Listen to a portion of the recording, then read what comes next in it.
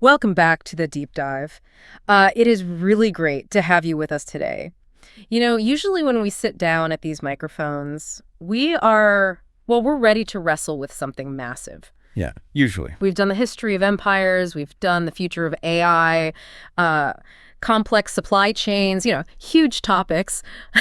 But today, we are going to completely obsess over three little letters. It sounds almost ridiculous when you say it like that. Just 3 letters. It really does. We are talking about the word get, G-E-T. And I have to admit, when I first looked at the source material for today, which is this comprehensive text titled The Importance and Value of the Verb Get in English, I thought to myself, okay, surely this is going to be a 5-minute conversation. Right. I mean, it's just a vocabulary word. We use it, we move on. And I assume that opinion changed pretty quickly once you actually started reading the text. Completely. I went from, oh, this is just a word, to, oh my God, this is the operating system of the English language. It really is. It is everywhere. It's like a linguistic Swiss Army knife. It literally does everything. That is the perfect analogy. And actually, for anyone listening who is trying to master English or, even native speakers who just really love language, this is probably the most high-leverage deep dive we have ever done. Oh, absolutely. Because get isn't just a word. It is a cheat code. A cheat code. I love that framing. It really is. The text makes this bold claim right at the start. It says, it is almost impossible to imagine everyday English without the verb get. It is the glue. It's the shortcut. Yeah. And the reason we are doing a deep dive on it is because if you don't master this one specific word, you will always sound, a little bit like a textbook. Right. You'll sound technically correct, but you won't sound natural. So here is our roadmap for today's conversation. We are going to break this down into 3 main chunks based on the source text. First, we are going to look at the chameleon, the 5 distinct meanings where get completely replaces other verbs. Heavy hitters. Exactly. Second, we are going to walk through the minefield, which is the phrasal verbs that trip absolutely everyone up. And that is where the logic really takes a vacation. Oh, totally out the window. And finally, we're going to nerd out a little bit on the grammar, specifically how get changes the way we talk about change itself, plus a little passive voice magic. So buckle up. Let's start with part 1, the chameleon. The premise here is efficiency. The human brain just loves efficiency. Why memorize 5 specific polysyllabic formal verbs when you could just use one monosyllabic tool that does the exact same job? So let's look at these 5 primary meanings from the text, because seeing them side by side really puts it in perspective. The first one is arguably the most common. Get equals receive. Right. The text gives a very clear example. I got a letter yesterday. I got a letter. Super simple. But let's play the comparison game here. What is the alternative? Well, the alternative is I received a letter yesterday. Now, purely technically speaking, those sentences mean the exact same thing. A letter arrived in your possession. Yeah. But tonally. Yeah, totally. They're in completely different universes. Received via feels so stiff. It feels bureaucratic. If you say, I received an email, you sound like you were in a corporate boardroom. Or lawyer, I received your subpoena. Right. But I got an email is what you say to your friend over coffee. Exactly. It lowers the temperature of the interaction. It signals, hey, we're casual here. This is informal. It just sounds human. Okay, moving to meaning number 2. This is one I use constantly and literally never think about. Get equals buy. The text example is, I need to get some milk. Which is funny because if you swap that out for the formal verb, you sound like a robot. I need to purchase some milk. I need to purchase some milk. It sounds like a legal transaction, doesn't it? It totally does. Purchase focuses entirely on the exchange of currency. It feels highly commercial. But get, like I need to get milk or I need to get gas, that focuses on the errand itself. It implies the whole task, going to the store, finding the item, bringing it home. It makes the action feel less like a financial contract and much more like a regular daily life event. That is a fascinating distinction. It is the difference between being a consumer and just being a person. Okay, meaning number 3. This is where the text suggests the word starts doing some real heavy lifting. Get equals become. Yes. The example here is it's getting cold. Now, we aren't buying cold. We aren't receiving a package of cold in the mail. No, not at all. Here, get is the engine of change. It indicates a process. The text emphasizes that this is about a transition of state. It wasn't cold before. It is cold now. or it is in the active process of reaching that state. And the direct alternative here is become. It is becoming cold. Which sounds incredibly dramatic. The night is becoming dark. It sounds like the opening line of a fantasy novel. Exactly. Become is poetic or it's scientific. Get is observational. He got angry. You got late. I got tired. It is simply the most efficient way to describe a change of state in real-time conversation. Meaning number 4 involves movement. Get equals arrive. The text gives us a common question. What time did you get home? Again, let's do the translation test. What time did you arrive at home? It is clunky. Arrive treats your home like a destination on a GPS. It is a literal point on a map. Get home feels way more personal. It focuses on the moment of being there, the moment of safety or rest. Saying, I'll call you when I get there, flows so much better than I will call you upon arrival. Yeah, nobody says upon arrival to their spouse. And finally, meaning number 5. This one is huge for anyone who has ever felt confused in a class or a meeting. Get equals understand. I don't get it. I don't get it. I feel like this is the ultimate safety net phrase. It really is. Think about the alternative. I do not understand. That is a very definitive, almost stark admission. It can feel really intimidating to say that to a boss or to a teacher. It sounds almost like a failure of intelligence. It sounds so serious, I do not understand. Right. But saying I don't get it is casual. It suggests, hey, this just isn't clicking for me right now. It is softer. It allows for a much more relaxed conversation about confusion. It implies, I will get it, I just don't get it quite yet. So just to recap those 5 meanings from the text. Receive, buy, become, arrive, and understand. If you just master those 5, you can probably navigate 80% of your daily interactions. It is extremely high leverage vocabulary. You get a massive return on investment for learning just 3 letters. It builds confidence immediately because you aren't searching your brain for 5 different complex verbs. But, and here is the twist, English is never actually that simple. Get gets lonely. It likes to team up with little prepositions to create entirely new monsters. Ah, yes, the phrasal verbs. The text calls this section Get in phrasal verbs, but I prefer to call it the minefield. Because that nice, clean logic we just talked about, it completely disappears. It really does. You combine get with a preposition like up or on, and suddenly the meaning has absolutely nothing to do with buying or receiving or arriving. It creates a brand new, unique definition. So let's look at the 5 key ones the text highlights. First one, get up. Definition here is wake up and leave the bed. Now, I want to be very specific here. What is the actual difference between waking up and getting up? Waking up just means your eyes are open. Consciousness is returned to your brain. You can wake up at 7 in the morning and lie in bed, scrolling on your phone until 8. A very familiar struggle. Indeed. Yeah. But you haven't gotten up until your feet hit the floor and you are vertical. Get up heavily implies the physical action of rising. Okay, next one. And this one causes arguments among learners all the time. Get on, as in get on the bus or get on the train. Yes. The infamous vehicle prepositions. Why on? We go inside the bus. We have a roof over our heads. We are enclosed. Why don't we get in the bus? This is a classic quirk of the English language. The text defines get on as enter a bus or train. The general rule of thumb, and I like to call it the platform rule, is that if the vehicle is large enough for you to stand up and walk around on a floor or a platform, you get on it. So a bus, a train, a plane, a ship. Correct. You walk onto the deck or onto the aisle. But if you have to crouch down and slide your body into a seat, like a car, a taxi, or a small truck, you get in. That actually makes total sense. Walkable equals on. Crouching equals in. I love that rule. Okay, next one from the text. Get over. The text defines this as recover from something. I got over the flu. Or she got over her ex-boyfriend. The visual metaphor here is really powerful if you pause to think about it. It implies the problem, whether that's the illness or the heartbreak, was a physical barrier, a wall, a hurdle in your path. And you didn't just survive it. No, you climbed over it. Yeah. You are on the other side now looking back at it. It suggests a journey and a final completion. Next on the list, get back. The simple definition is return. When will you get back? So much more natural than when will you return. Exactly. Return is what you do with a library book or a rental car. Get back is what you do when you come home to your family. And the last phrasal verb, which I think is a really lovely one, get along. Have a good relationship. We get along. This is a vital phrase for social dynamics. In many other languages, you might translate this concept as we harmonize or we sympathize. But in English, if you say we have a harmonious relationship, people will look at you very strangely. It sounds super clinical.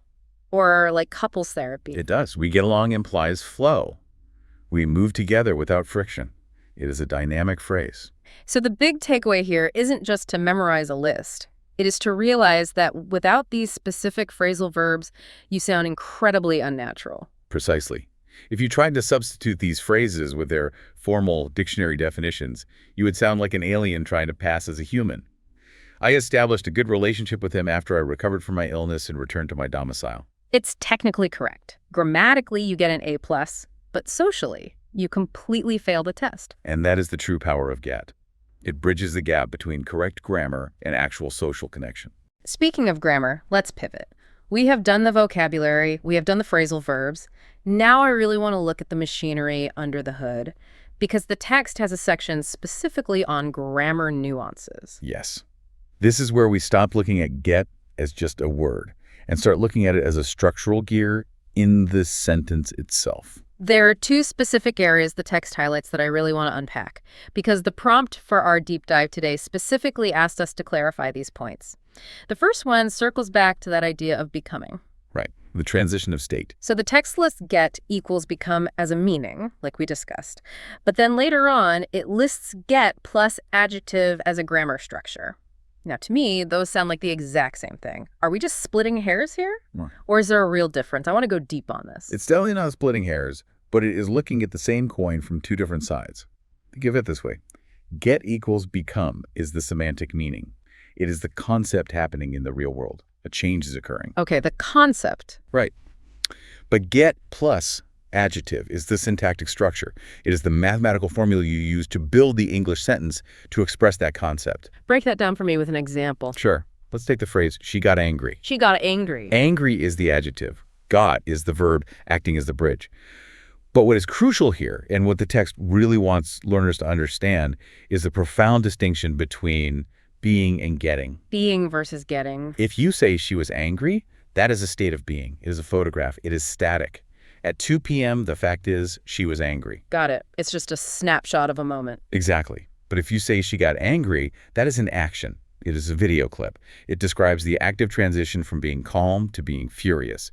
Get is the motor that literally drives the subject into the new state. So get plus adjective is basically the formula for storytelling in English. You nailed it. Stories are fundamentally about change. It got dark. He got rich. They got tired. We got lost. In all of these cases, you are using the get plus adjective structure to describe a process unfolding, not just stating a static fact. It makes the language active and alive. I love that visualization. Was is a photo, got is a video. That is going to stick with me. It is absolutely the best way to conceptualize it. Now, the second grammar point.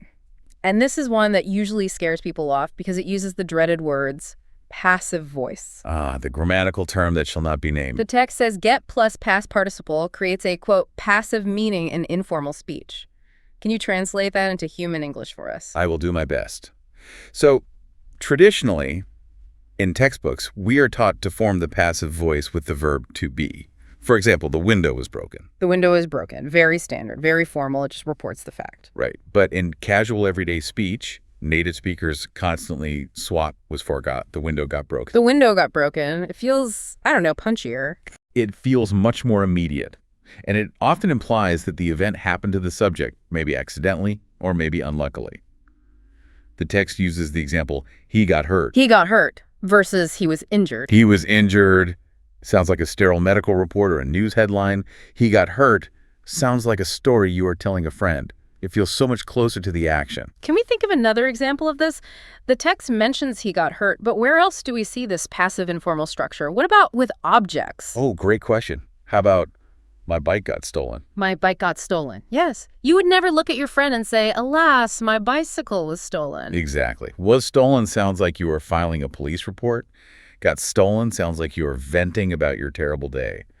It injects emotion to the passive voice. And it works for positive things too, right? Applying that same rule from the text. Think about big life changes. You don't usually say, I was married last weekend. No, you say, I got married. I got married, or I got hired, or I got promoted. Yes.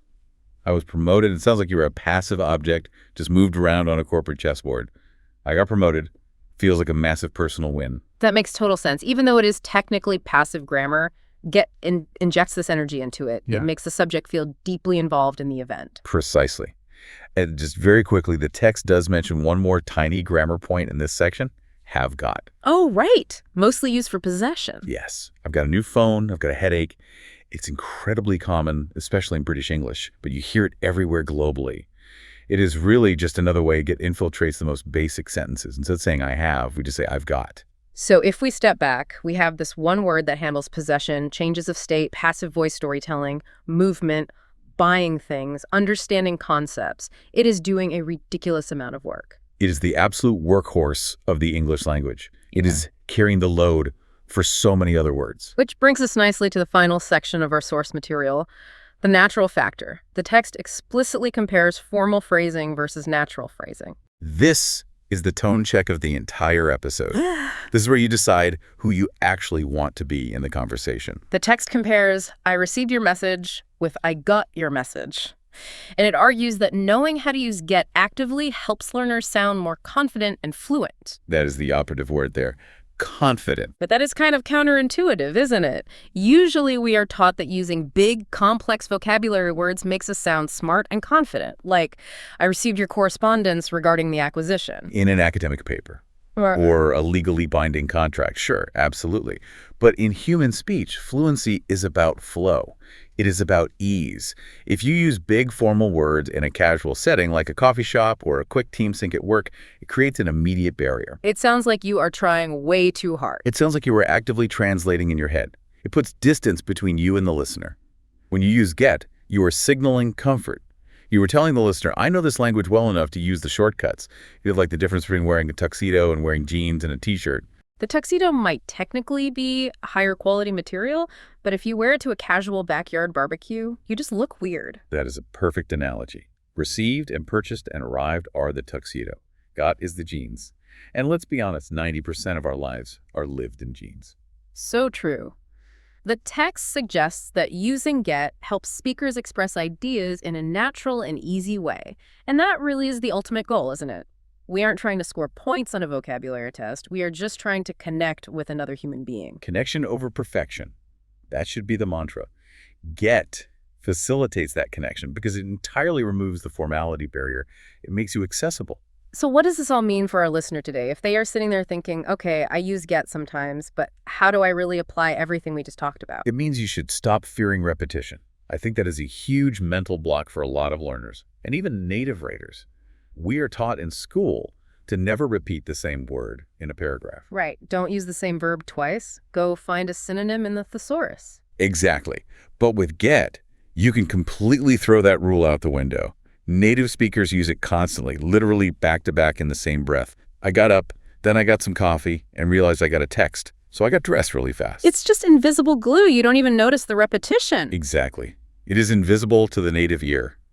So lean into it. Don't hunt for synonyms for buy or understand just to sound fancy. Just use get. It will make your speech flow faster, your brain won't have to work as hard, and it will make you sound so much more like a native speaker and less like a student reciting a textbook. It really is pure efficiency. High results, incredibly low effort. The ultimate linguistic return on investment. You know, as we wrap up this deep dive today, I am really left thinking about just how strange it all is. We have this one tiny 3-letter word that essentially holds the entire spoken language together. It is utterly indispensable. And it leaves me with a somewhat philosophical question.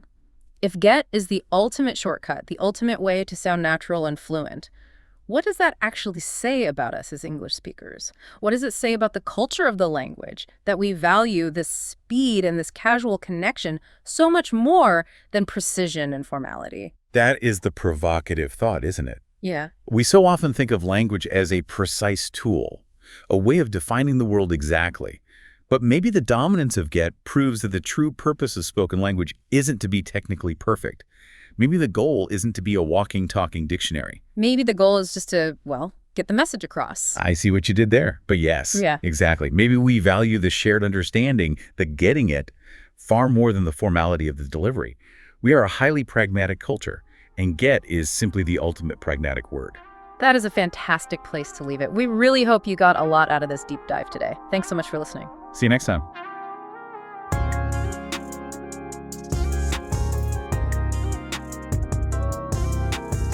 Thanks for watching. Don't forget to subscribe and like the video. See you next time.